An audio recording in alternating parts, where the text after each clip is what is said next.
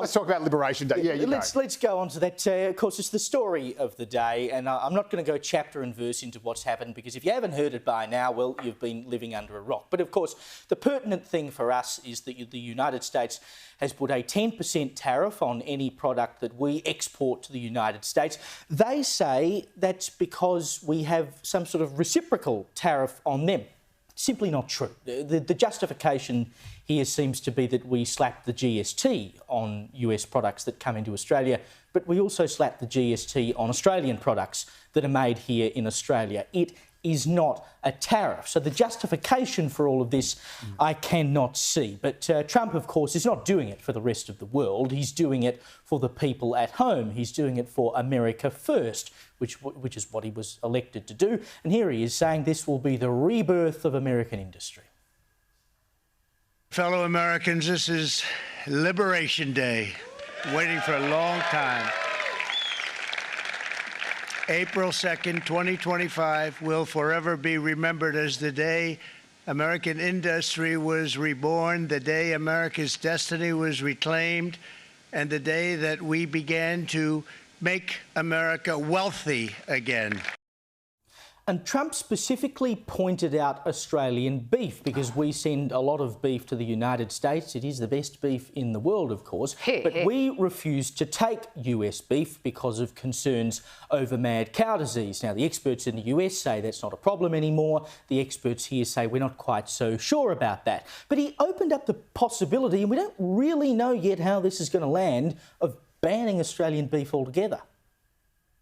Australia bans, and they're wonderful people and wonderful everything, but they ban American beef, yet we imported $3 billion of Australian beef from them just last year alone. They won't take any of our beef. They don't want it because they don't want it to affect their farmers. And you know what? I don't blame them, but we're doing the same thing right now, starting about midnight tonight. We'll see where all of this actually lands. And of course, it's one thing that both leaders of the government and the opposition are on a unity ticket on, that these tariffs are bad. The Prime Minister, Anthony Albanese, tried to make hay while the sun shone today. He said this was not the act of a friend.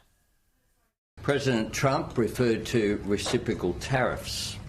A reciprocal tariff would be zero, not 10%. The administration's tariffs have no basis in logic, and they go against the basis of our two nations partnership. This is not the act of a friend. Now, what he says is right, and I suspect quietly Albanese might have been a little bit pleased that all of this played out as it did today, because it allows him to stand up and say, well, I'm going into bat for Australia, so it comes at a good time in the middle of an election campaign. But what justification is there for a 10% tariff on Australian products? There's none whatsoever, and Albo is completely right. There is no justification. Whether Trump and the administration have got confused by the 10% GST on imports, because remember there were some that were exempt. If you bought stuff online from overseas, it was exempt, and then a GST was put on that. So does he suddenly think that that's what the GST is? Of course, in America, they have different states have different sales tax all over the country. Is that a tariff? Because you go to Wyoming and you pay a 7.5% or whatever it might be, I don't know. So he's absolutely right about that.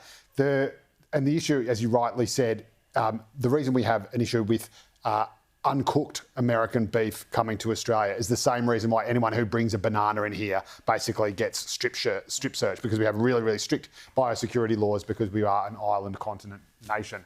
But the interesting thing here is not what the US tariff, what will happen just because the US tariffs on Australia will do. It's because it's the tariffs that they're going to put on everyone else. So they're putting like 34% on China, I think it's 26% on India.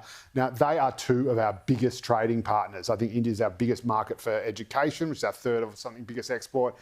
China, of course, our biggest export partner, full stop. So if those countries can't do trade with the US on even terms and can't export to them anymore, suddenly their growth collapses, their growth goes down. Global growth goes down from like 3 to 2%, some people are suggesting, but their growth in particular is going to get smashed because they're hit by tariffs that are a quarter to a third of the cost of the goods.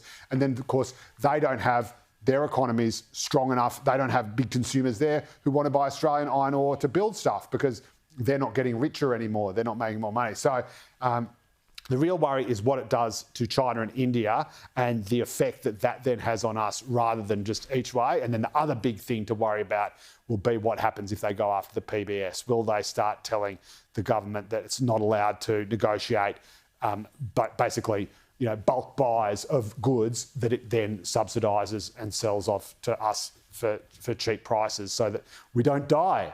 So I think if that happens, if suddenly you hear stories of people not being able to get access to life-saving cancer medication because, the big pharmaceutical companies in America, who Donald Trump's health minister is meant to be going to war with and keeping in check, whatever happened to that, RFK Jr., that's when I think people will get really, really furious. And the reason why, I won't say it's good for Anthony Albanese, but the reason why it's bad for Peter Dutton is because previously he'd sort of tried to wedge the government and Donald Trump said, I could have got a better deal. And he's been accused of being a bit like Trump himself, rightly or wrongly, fairly or unfairly. But that sticks. And the worse Trump is, the worse it is, I think, for Peter Dutton.